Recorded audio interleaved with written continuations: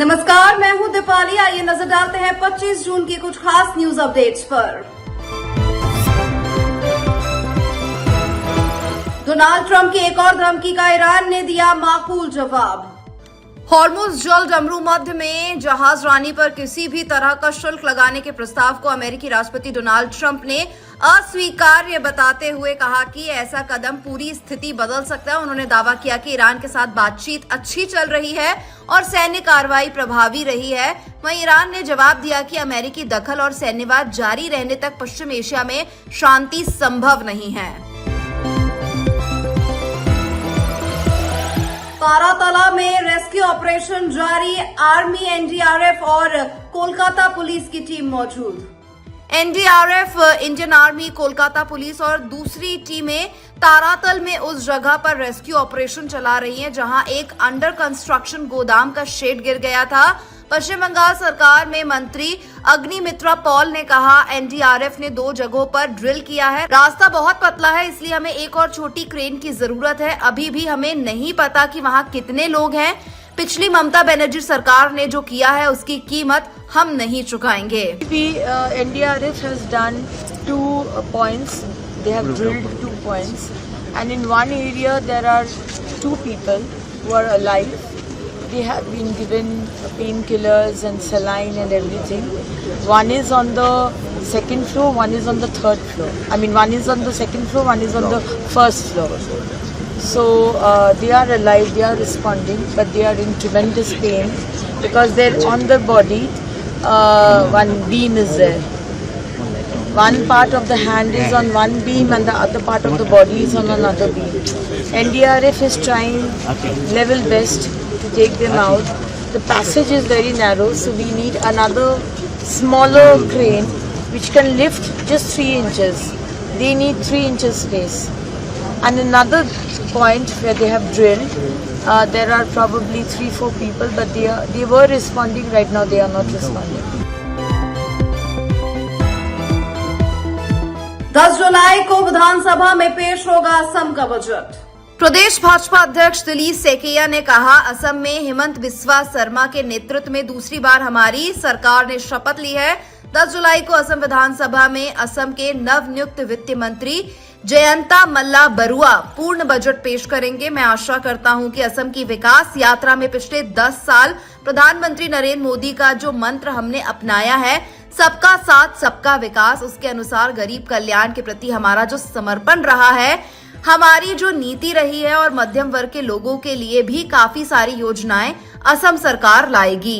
असम में डॉक्टर हिमंत बिस्वा शर्मा जी के नेतृत्व में दूसरी बार के लिए सरकार शपथ लिया है और एक पूर्णांग बजट आगामी 10 जुलाई को असम विधानसभा में पेश करेंगे। असम के नवनियुक्त वित्त मंत्री आदरणीय श्री जयंत मल्ला बरुआ जी ने, और अब मैं आशा करता हूं कि असम के विकास यात्रा में पिछले 10 साल आदरणीय प्रधानमंत्री नरेंद्र मोदी जी का जो मंत्र है, सबका साथ सबका विकास, और विशेष रूप से जो गरीब कल्याण के प्रति जो हमारे समर्पण है, गरीब कल्याण के प्रति हमारा जो नीति है, विशेष करके गरीब तबके के लोग, जो लोअर मिडिल क्लास के लोग, जो मिडिल क्लास के लोग, उनके लिए काफ़ी सारे योजनाएं भारत सरकार ने लिया है।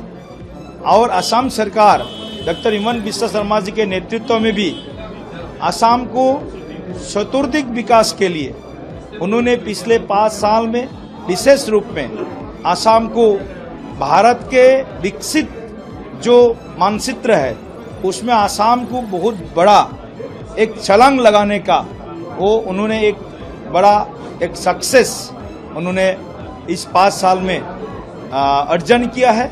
और हम आज बताते हुए हमको खुशी है कि असम का आज GSDP 10 साल पहले जितना था उससे 2 गुना से भी ज्यादा हो गया है। तारातला घटना पर बोले मंत्री दिलीप घोष, सरकार किसी को नहीं बख्शेगी। तारातला घटना पर पश्चिम बंगाल सरकार में मंत्री दिलीप घोष ने कहा, टीएमसी के जमाने में बंगाल में हर मार्केट में आग लगती थी, बड़े बड़े बाजार जलकर खाक हो गए, कितने लोगों की जान गई। टीएमसी के जमाने में पुल टूटना आम बात हो गई थी। ये जो भ्रष्टाचार हुआ है इसकी जांच होगी, सरकार किसी को नहीं बख्शेगी। उन्होंने आगे कहा कि ये जो दुर्घटना हुई इसमें इनकी जिम्मेदारी नहीं है, उनके साथ जुड़े लोगों की तस्वीर आ रही है, इनकी पूरी जांच होनी चाहिए। देखिए, सीपीएम के जमाने में बंगाल में हर मार्केट में आग लगता था, बड़ा बड़ा मार्केट जल के खाक हो गया, कितने लोगों की जानें गई, हजारों करोड़ का प्रॉपर्टी बर्बाद हुआ। बाद में वहाँ फ्लैट बन गया, बाजार बिल्डिंग बन गया। और टीएमसी के ज़माने में ब्रिज टूटना, फ्लाईओवर टूटना ये आम बात हो गया। बड़ा बाजार में जो फ्लाईओवर टूटा था, जीवन हानि भी हुई थी और सैकड़ों करोड़ का बर्बादी भी हुआ था। ऐसे कई जगह ब्रिज, फ्लाईओवर, स्टेडियम टूट गया। इतना भ्रष्टाचार है तो ये नमूना है। निर्मित मान जो है बन रहा था, इतना बड़ा कंस्ट्रक्शन कैसे टूट गया। अगर पूरा हो जाता, लोग रहने लगते, तब ये दुर्घटना होता तो कितनी जाने जाती। तो ये जो धांधली हुआ है, जो भ्रष्टाचार हुआ है, इसका पूरा और इंक्वायरी होकर के दोषियों को सजा देना पड़ेगा। हमारी सरकार ने ये काम शुरू किया है, किसी को नहीं बख्शा जाएगा। मुंबई में बारिश, लोगों को कई जगह हो रही समस्याएं। मुंबई के कुछ हिस्सों में बारिश हो रही है। बारिश के चलते एक और जहां मौसम खुशनुमा हुआ तो दूसरी ओर लोगों को कई तरह की समस्याओं का सामना भी करना पड़ रहा है। तमाम जगहों पर जल भराव की वजह से लोगों को दिक्कत हो रही है। लोगों का कहना है कि बारिश से पहले तमाम दावे किए जा रहे थे, हालांकि बाद में ये सब नाकाफी साबित हो रहे हैं। न्यूज अपडेट में फिलहाल इतना ही। मुझे दीजिए इजाजत। नमस्कार।